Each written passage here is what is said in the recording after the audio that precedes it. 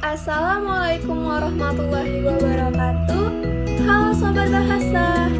Perkenalkan, nama saya Suryani dengan nomor induk mahasiswa 21030100042 kelas N03 dari Program Studi Pendidikan Bahasa dan Sastra Indonesia, Fakultas Keguruan dan Ilmu Pendidikan. Baiklah, video ini dibuat guna untuk menelaah taksonomi pada soal-soal yang ada di sekolah, mata kuliah telaah kurikulum. Sebelum saya lanjut, saya ingin memaparkan sedikit mengenai materi taksonomi.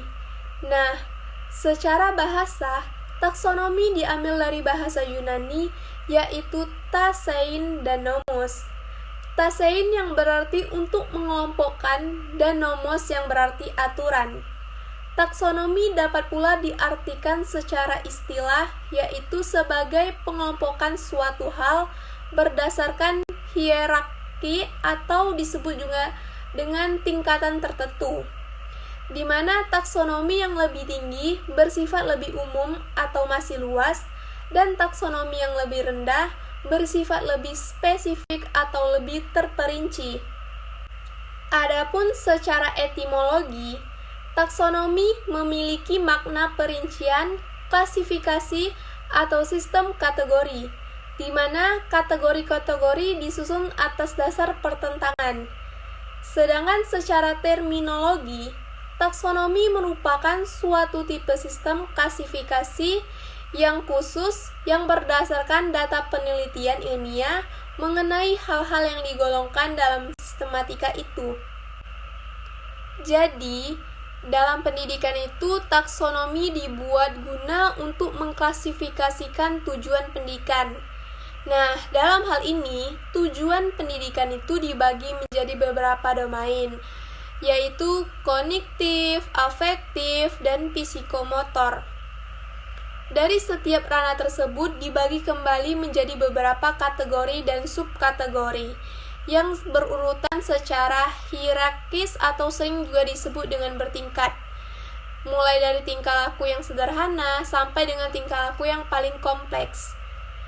Adapun tingkah laku dalam setiap tingkat diasumsikan menyertakan juga tingkah laku dari tingkat yang lebih rendah.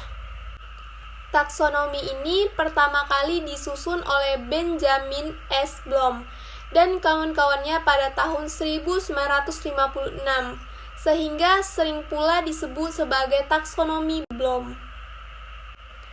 Berikut ini tabel kata kerja operasional ranah kognitif taksonomi Bloom yang direvisi Anderson.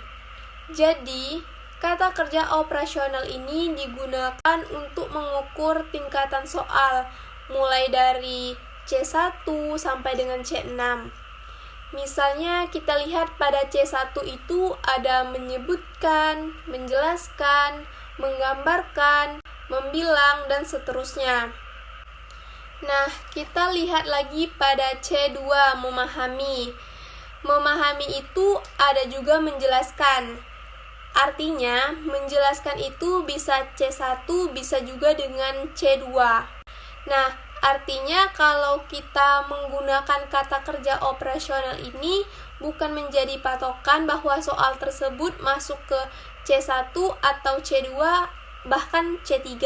Hanya saja memang secara umum bisa digunakan ini, tapi tidak menjadi patokan. Jadi, intinya itu ketika kita ingin mengerjakan soal tersebut, kita hanya butuh mengingat saja, maka itu termasuk ke dalam ranah C1. Baiklah, untuk lebih jelasnya langsung saja saya menelaah taksonomi pada soal-soal yang ada di sekolah. Di sini saya mengambil soal UN jenjang SMA tahun 2015 mata pelajaran Bahasa Indonesia. Yang pertama ada soal nomor 1. Soalnya itu bacalah paragraf berikut untuk menjawab soal nomor 1 dan 2. Nah, jadi setelah siswa membaca paragraf tersebut, maka pertanyaan soal nomor 1 yaitu kalimat utama paragraf tersebut terdapat pada kalimat nomor A1, B2, C3, D4, dan E5. Jadi, soal nomor 1 ini termasuk ke dalam ranah menentukan C3. Mengapa? Karena setelah siswa membaca paragraf di atas, siswa diminta untuk menentukan mana kalimat utama dari paragraf tersebut. Yang kedua, ada soal nomor 2. Makna vokasi pada paragraf tersebut adalah A. Diploma, B. Sarjana, C. Profesional, D. Magister, dan E. Doktoral. Jadi, soal nomor 2 ini termasuk ke dalam kategori ranah mengartikan C2. Karena setelah siswa membaca paragraf di atas, siswa itu diminta untuk mengartikan makna dari kata vokasi pada paragraf tersebut. Selanjutnya, kita lihat lagi pada soal nomor 3. Cermati paragraf berikut untuk menjawab soal 3 dan 4. Setelah siswa membaca dan juga mencermati paragraf tersebut, maka pertanyaan soal nomor 3 yaitu kalimat yang tidak padu dalam paragraf tersebut adalah nomor A1, B2, C3, D4, dan E5. Nah, sebelumnya sama halnya dengan soal nomor 1, jadi soal nomor 3 termasuk ke dalam ranah menentukan C3. Karena setelah siswa membaca dan juga mencermati paragraf tersebut, siswa itu diminta untuk menentukan mana kalimat yang tidak padu. Yang keempat, ada soal nomor 4. Mengapa aktivitas tulis-menulis seringkali dikaitkan dengan bakat seseorang? Jadi, soal nomor 4 ini termasuk ke dalam kategori ranah menjelaskan, berada di posisi C1. Mengapa demikian? Karena siswa diminta untuk menjelaskan mengapa aktivitas tulis-menulis seringkali dikaitkan dengan bakat seseorang. Selanjutnya, ada soal nomor 5. Bacalah paragraf berikut. Setelah siswa membaca paragraf tersebut, maka terdapat pertanyaan yaitu kalimat yang berisi fakta dalam paragraf tersebut adalah A. 1 dan 2, B 2 dan 3, C 2 dan 4, D 3 dan 5, E 4 dan 5. Jadi soal nomor 5 ini nih termasuk ke dalam kategori ranah menentukan C3. Karena setelah siswa membaca paragraf tersebut, siswa kemudian diminta untuk menentukan mana kalimat yang berisi fakta dalam paragraf tersebut. Yang keenam, bacalah paragraf berikut untuk menjawab soal nomor 6 sampai dengan nomor 8. Nah, setelah siswa membaca paragraf tersebut, maka terdapat pertanyaan yaitu ide pokok paragraf tersebut adalah. Jadi, soal nomor 6 ini termasuk ke dalam kategori ranah menyebutkan berada di C1. Karena setelah siswa membaca paragraf di atas, siswa diminta untuk menyebutkan ide pokok dari paragraf tersebut.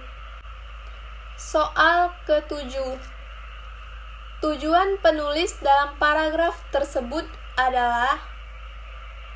Jadi soal nomor 7 ini tuh termasuk ke dalam kategori ranah menjelaskan C1.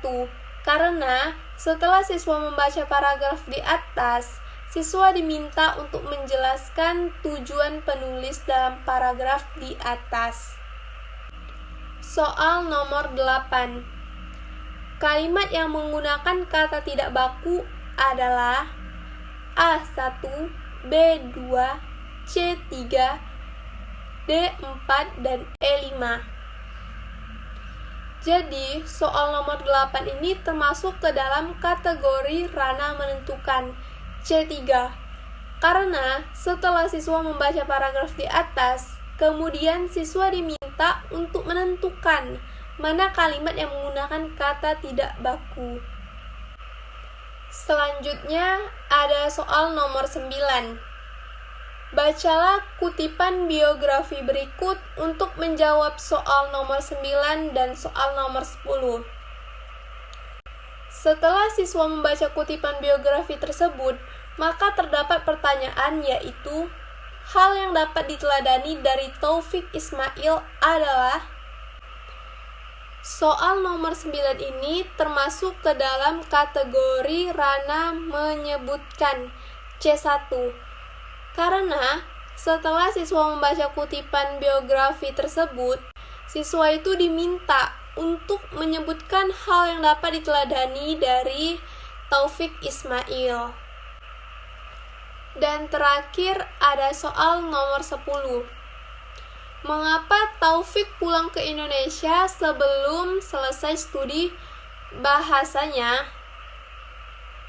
Jadi soal nomor 10 ini termasuk ke dalam kategori Rana menjelaskan C1.